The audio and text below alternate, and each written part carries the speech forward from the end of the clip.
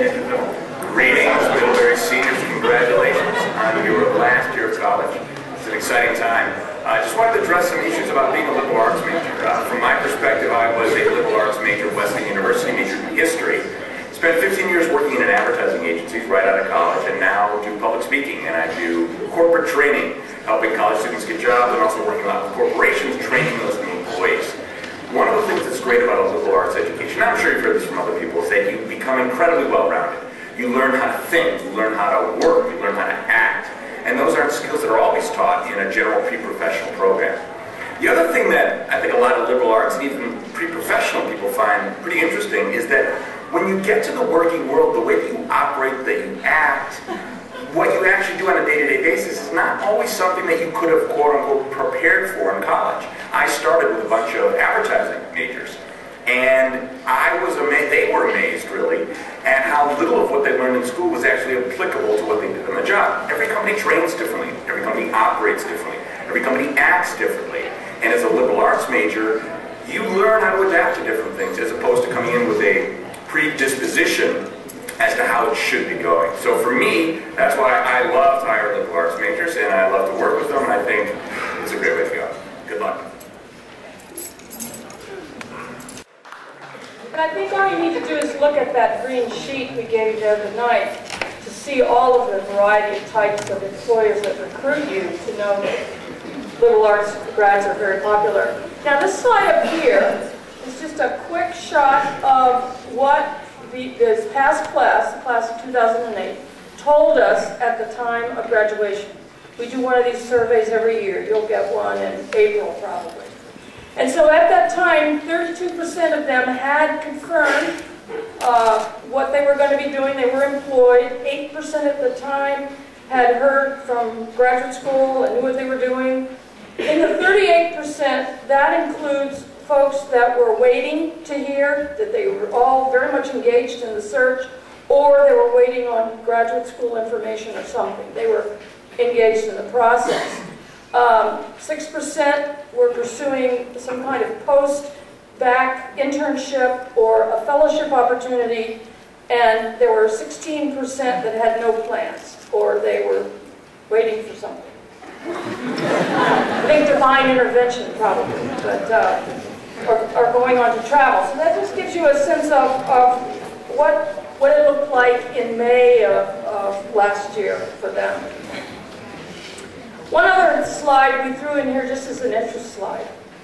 On Mojo, we can pull a profile of your interests. So this is the class of 2009 so far. And as you can see, the majority of you are interested in communications, international, education, and finance, followed by, looks like arts and entertainment and government.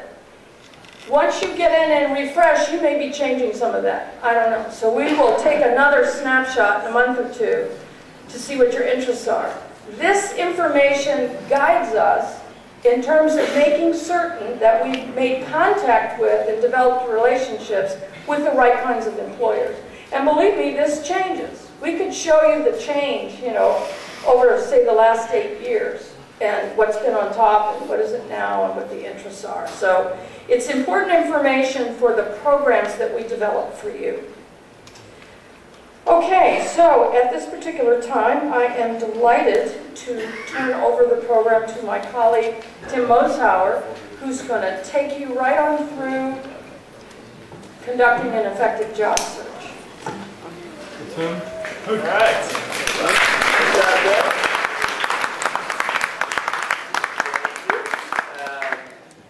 Thanks again for coming again to your final step here. I'm a career counselor in the office, and I see some familiar faces out there. I'm on drop-ins almost every day, and if I haven't met you, certainly come on by. Got some great information to share with you here. We're going to zip through a lot, so hold on to your seats here. I see some people leaving, unfortunately. Now that you know more about the market, you know about different skills that you have, I'm going to focus on 3 different things: research, networking, and interviewing. Before we do that, I want to touch briefly on a couple of different things.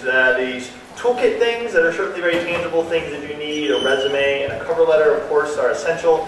I hope you have already or plan to. Take advantage of Resumania either tomorrow or Friday from 2 to 5. We'll talk about the networking script in just a bit. We're not going to quite get to transcripts and references and writing samples. There's a lot of information on our website, and again, the drop-ins are every day. I do want to say a little bit about Facebook. I presume many of you have accounts on Facebook, and I want to make sure you know having an online presence is good, but do be careful what you post online. And if you're not aware already, there is another, probably many, but definitely one particularly called LinkedIn that is more for recent college graduates, working adults, actually not just recent at all. And there's a thriving Middlebury community on there. You heard about Midnet, that is of course wonderful. LinkedIn is another option for you to be networking online, different format, different audience than just a Facebook way. Just the other day, I heard about another one called DoStang. I don't know if anybody's heard of that or been working there. You should also know, this is just a reinforcement, that this toolkit and these life skills I'm going to get to can be used on your timetable. Some of you are going to be ready to use these today, maybe next week, next month. Some of you will wait, and that is just fine.